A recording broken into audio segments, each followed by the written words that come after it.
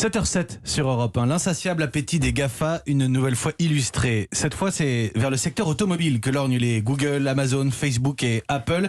À la clé, des constructeurs obligés de s'adapter. C'est le dossier de la rédaction ce matin. Bonjour Aurélien Fleureau. Bonjour. Vous êtes notre spécialiste auto. Les partenariats se multiplient entre les constructeurs traditionnels et ces géants du numérique. C'est devenu indispensable pour ces grandes marques automobiles. Oui, ce qu'il faut comprendre, c'est que désormais, ce qui a le plus de valeur dans une voiture, je ne sais pas si la réponse va vous venir spontanément, mais c'est la data. Les jantes. Ça, c'était peut-être avant. Et les données embarquées, donc les services connectés quand vous utilisez la navigation ou encore quand vous écoutez de la musique, ou évidemment Europe 1 via une application de votre smartphone, mais aussi les technologies du cloud, donc concrètement, pour faire simple, pour améliorer les aides à la conduite. Voilà pourquoi Volkswagen a signé un partenariat avec Microsoft, et vous avez aussi un accord entre Amazon et Toyota, et puis entre Renault et Google. Mais c'est pas dangereux pour les constructeurs? Renault, par exemple, ne risque pas d'être englouti par Google? Ce qui est sûr, c'est que comme les autres constructeurs, ils doivent réagir vite. Je vous donne un chiffre pour comprendre le rapport de force. En bourse, une entreprise de tech est valorisée 100 fois plus qu'un constructeur automobile. Et le directeur général de Renault, Luca De Meo, l'a bien compris. Écoutez ce qu'il disait lorsqu'il a présenté son plan stratégique.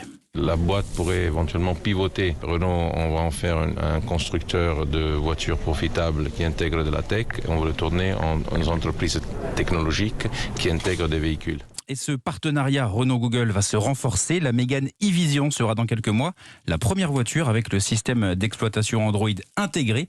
Plus besoin donc de se connecter via son téléphone. Alors sauf que les Google Car ou les Apple Car, on les attend toujours. Aurélien, ça ne s'improvise pas d'être constructeur auto. C'est vrai que ce savoir-faire, c'est ce qui permet aux constructeurs de résister. C'est facile de construire une voiture, bien plus complexe d'en produire des millions. On l'a vu avec Tesla, pour qui cela a été très compliqué au départ et qui a même frôlé la faillite. Donc échaudés par cette expérience, les géants de la tech prennent leur temps, choisissent différents modèles, soit s'appuyer sur un constructeur historique, c'est ce qu'est en train d'essayer de faire Apple, soit c'est le choix d'Amazon, investir dans une start-up et obtenir du sur-mesure. C'est ce qu'ils font avec Rivian, explique Guillaume Kerbrat, directeur associé chez TNP Consultant.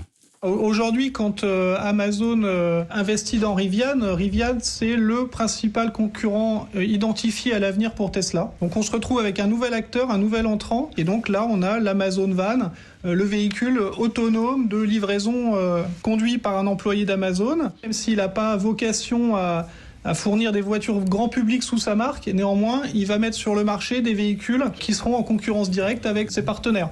Donc les GAFA ne vont pas devenir directement des constructeurs, ils deviendraient les donneurs d'ordre. Et preuve que cette cohabitation ne sera pas simple, le rapprochement Apple-Nissan par exemple ne s'est pas fait parce qu'Apple voulait une Apple Car, mais le constructeur japonais aurait refusé que le nom de Nissan disparaisse, risquant de passer pour un simple fournisseur. Voilà. Et par ailleurs, au-delà des constructeurs américains, le mouvement de ces partenariats, il est aussi constaté en Chine, Aurélien. Oui, et comme toujours c'est spectaculaire, il y a des alliances géantes avec Alibaba, Baidu, les Amazon et Google chinois. Dernier exemple en date, le fabricant de téléphones portables Xiaomi qui vient d'annoncer un investissement de 10 milliards de dollars d'ici 2030 sur les